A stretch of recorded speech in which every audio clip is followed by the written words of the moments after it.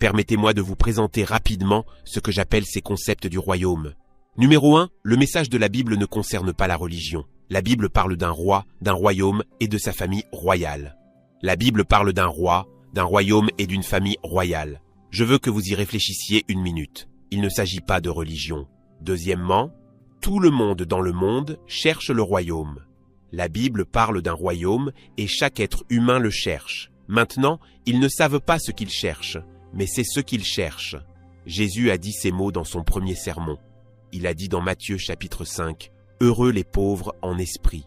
Ce sont 6,7 milliards de personnes sur terre, car le royaume des cieux est à eux. » Il a dit, « Si vous êtes spirituellement vide, spirituellement en faillite, spirituellement en malnutrition, vous n'avez pas besoin d'une religion, vous avez besoin du royaume des cieux. » Selon Jésus, chaque esprit humain qui est vide ne peut être satisfait qu'avec le royaume des cieux, pas une religion. Et c'est pourquoi les gens religieux cherchent encore. Ils sont encore vides. C'est pourquoi les religions sont si occupées avec des programmes, parce qu'elles vous gardent occupés, afin que vous ne puissiez pas vous calmer pour penser à votre vide. C'est pourquoi nous sommes constamment préoccupés dans la religion. Vous voyez, toutes les religions ne sont simplement que la tentative de l'homme de trouver le royaume. L'homme savait qu'il avait perdu quelque chose, ne savait pas ce que c'était, et a donc développé ses rituels sophistiqués pour essayer de trouver ce qui lui manquait. Et il s'avère que c'est une religion. Toutes les religions sont des produits humains de la recherche de l'homme pour trouver ce qu'Adam a perdu. Et Adam n'a jamais perdu une religion. C'est pourquoi la religion ne satisfait jamais aucun humain, garanti. Et le numéro 3 mène au numéro 4. Jésus, sa mission et son message ne concernaient pas une religion. Son message concernait un royaume. En fait, tous les vrais royaumes contiennent les mêmes qualités, caractéristiques et composantes que les autres royaumes.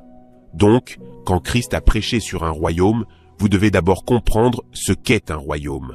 Et le problème de vivre en Amérique est que l'Amérique est une démocratie, pas un royaume. Et grandir en Amérique est un désavantage, car cela signifie que vous vivez dans une culture où il n'y a pas de concept de ce que Jésus a prêché. Une démocratie est complètement opposée à un royaume, opposée à elle. Et vous êtes né dans une culture qui est démocratique. Vous êtes né dans une démocratie d'une république. Et une république est opposée à un royaume.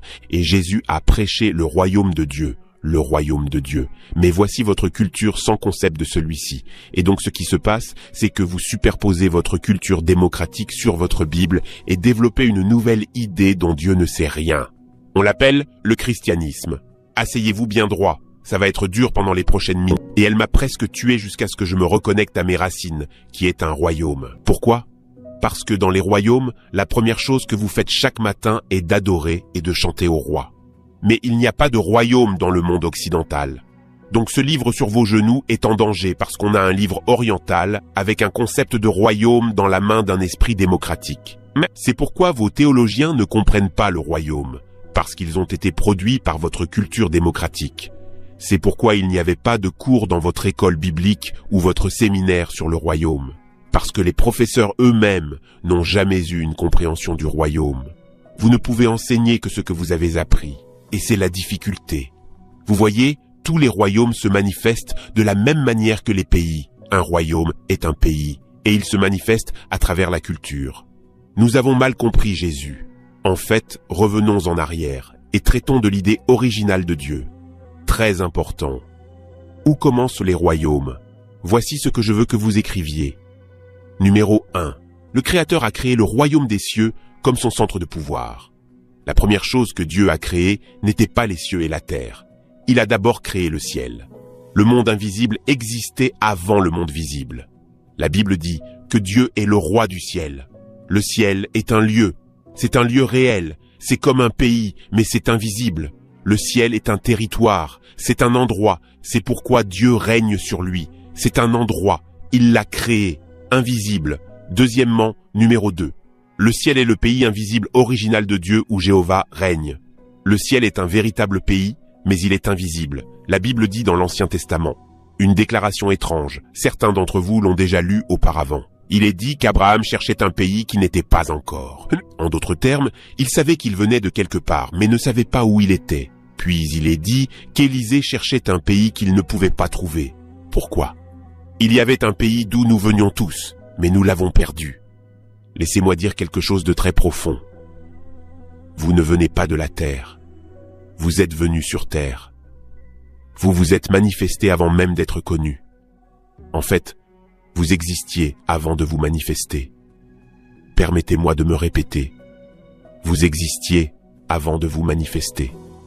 Vous existiez longtemps avant de venir sur terre. La Bible dit dans le livre des Éphésiens, chapitre 1, verset 3, « Il nous a choisis en lui avant que la terre ne commence. Il vous a choisis en lui. Vous étiez en lui avant qu'il y ait une terre. C'est pourquoi Dieu pouvait dire, « Jérémie, avant que tu sois conçu, je te connaissais déjà avant ta naissance. Je t'avais déjà nommé. Alors ne me dis pas ce que je ne peux pas faire. » Vous existiez avant de vous manifester.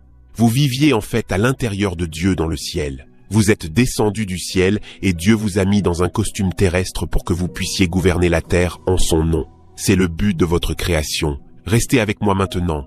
On va s'alourdir. Regardez ça. Jéhovah est le roi de quoi? Il est le roi du ciel. C'est pourquoi on l'appelle le royaume des cieux. Il est le roi du ciel. Le ciel est le domaine. Il est le roi. Roi, domaine, royaume. Il est le roi du domaine, appelé ciel. C'est pourquoi Christ dit toujours, « Je suis descendu du ciel. Je suis descendu du ciel. » Ils ont dit, « Attendez une minute. Nous connaissons votre mère. Nous connaissons votre père. Nous connaissons votre sœur. » Il a dit, « Non, vous ne me connaissez pas. Je suis descendu du ciel. » C'est très important. Ils ont dit, « Vous êtes venu de Nazareth. » Il a dit, « Non, je suis descendu du ciel. » Attendez une minute. Nous connaissons votre mère. Elle est Marie, votre frère et votre sœur, Jacques et Jean. Il dit, « Non, je suis descendu du ciel. Mon corps est venu de la terre, mais pas moi. » Il dit, « Nous l'avons manqué. » Et c'est pourquoi vous êtes si limité dans votre vie en ce moment, parce que vous pensez que vous venez. Mais écoutez, ce corps n'est pas assez grand pour qui je suis. Je porte juste ce costume terrestre pour un moment. Je suis descendu du ciel, mon frère. Et rappelez-vous, vous êtes aussi riche que d'où vous venez. Jésus n'a jamais prétendu venir de la terre. Ils lui ont demandé. Ils ont dit, « D'où venez-vous » Il a dit, « Je suis descendu du ciel. » Ils ont dit, « Non, nous connaissons votre mère. » Il dit, « Je suis descendu du ciel. » Vous voyez, quoi que vous prétendiez être votre origine, c'est votre limitation. Certains d'entre vous prétendent être d'Afrique. C'est votre problème. L'Afrique est une limitation. Je suis plus grand qu'un Africain. Je suis un esprit. Les esprits n'ont pas de genre. Votre corps est un costume terrestre. Ne laissez pas votre costume terrestre piéger qui vous êtes. Notez ceci, très important. L'idée originale de Dieu était une idée simple, et c'était d'étendre son royaume céleste sur la terre. C'est tout ce que Dieu voulait faire. Pourquoi? Parce que tous les royaumes s'étendent. Si vous ne comprenez pas ce concept, vous allez mal comprendre ce livre appelé la Bible. L'idée de Dieu était simplement d'étendre son royaume céleste invisible à la terre physique visible. C'est tout ce qu'il voulait faire, rien de profond. Il ne voulait pas d'une religion, il ne voulait pas d'un tas de rituels, il ne voulait pas un tas de réunions de prières. Ce n'était pas ce qu'il voulait. Il voulait simplement étendre son royaume à un autre territoire. Pourquoi? Pourquoi Dieu a-t-il créé la terre? Eh bien, découvrons-le. Pourquoi? Et certains d'entre vous doivent écrire cette écriture. Vous ne l'avez jamais lue de votre vie avant. Pourquoi Dieu a-t-il créé la planète Terre? Eh bien, il est dit dans Ésaïe, chapitre 45, verset 18. Il est dit, car voici ce que dit le Seigneur. Lui qui a créé les cieux, lui est Dieu. Lui qui a façonné et fait la terre, il l'a fondée. Pourquoi a-t-il créé la terre? Lisez-le. Il ne l'a pas créé pour être vide, mais formé pour être habité. Je repose mon cas. Dieu a dit, j'ai fait la terre pour pouvoir étendre mon royaume à un endroit qui est physique. La terre n'a pas été faite pour être vide. Question. Pourquoi voulez-vous quitter ce que Dieu veut que vous habitiez? Vous savez, chaque religion est construite sur le fait de quitter la terre. Bouddhisme, aller aux cieux. Hindouisme, incarnation, vers un ciel supérieur. Islam, paradis. Christianisme, ciel. Je m'envolerai, enlèvement. Tout le monde veut partir, Dieu dit, je l'ai créé pour qu'elle soit habitée. Écoutez-moi, c'est un concept difficile parce qu'on nous a lavé le cerveau pour sortir d'ici. Nos chansons le renforcent, nos sermons le renforcent. Pourquoi? Parce que nous avons mal compris le message de Jésus-Christ. Il n'a jamais insisté sur le fait de quitter la terre. La terre a été créée par Dieu pour être habitée. Prenez une profonde inspiration.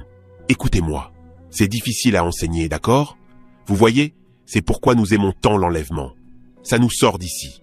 Plus de factures de téléphone, d'eau, d'électricité, plus de paiement d'hypothèque. Nous sommes des gens paresseux. Les chrétiens sont les gens les plus paresseux que j'ai jamais rencontrés. Ils veulent des bénédictions et pas des preuves. La terre a été créée pour être habitée. Dieu a dit, une terre vide est un échec de la parole de Dieu. Alors vous voilà. Vous priez pour partir. Oh Dieu, viens me chercher ici. Délivre-nous, ô Seigneur. Viens vite, Seigneur Jésus. Enlèvement, enlèvement, enlèvement, enlèvement, enlèvement, enlèvement. Je m'envolerai par un matin heureux. Je veux dire tout. Sors d'ici, nous prions pour sortir d'ici. Vous voulez entendre sa prière? Père, ne les enlève pas du monde. Vous priez pour partir? Il prie pour rester. La prière de quelqu'un va être exaucée, et c'est celle de Jésus. Ça empire. La terre a été faite pour vous. Regardez Genèse 1, 26, la première déclaration de Dieu sur vous. Lisons-la ensemble. Tout le monde y va. Puis Dieu dit, faisons l'homme à notre image et à notre ressemblance. Et qu'ils aident quoi? Domination sur les poissons de la mer, les oiseaux du ciel, le bétail des champs, et sur toute la terre et tout ce qui rampe sur le sol. Pourquoi Dieu a-t-il créé l'homme pour qu'il ait la domination sur quoi? La terre, les animaux, les plantes, les arbres, les choses qui rampent. Dieu vous a créé non pas pour vivre au ciel et chanter autour de son trône. Lisez la Bible. Il vous a créé pour être sur terre, pour dominer. Et Dieu dit, ma parole ne me reviendra pas à vide. Pourquoi Dieu a-t-il créé l'homme? Il nous le dit, qu'ils aient la domination. Alors vous avez été créé pourquoi? Domination? Pourquoi avez-vous été créé? Qu'est-ce que Dieu a dit que vous avez été créé pour? C'est une écriture très importante. Le mot domination. J'ai fait des recherches pour vous. Notez-le. J'ai fait des recherches pour vous. Le mot domination est le mot dans le Nouveau Testament grec basileia. Et cela signifie en fait souveraineté. Cela signifie règne. Cela signifie pouvoir royal. Et le mot signifie royaume. Dans Genèse, chapitre 1, verset 26, le mot qui est écrit là est le mot domination. Et il est écrit en hébreu, le mot rada ou mamlak. Le mot radar mamlak signifie royaume. Qu'ils aient un royaume. Il dit que la première chose que Dieu a donnée à Adam était le royaume. La première raison pour laquelle Dieu vous a créé était le royaume. Qu'ils aient le royaume sur la terre. Le mot royaume signifie en fait pouvoir souverain. Vous avez été créé pour avoir la domination sur la planète Terre. Dieu vous a donné Mamlaka. Il vous a donné Radar. Il vous a donné le royaume des cieux sur Terre. Il vous a donné la domination sur l'environnement.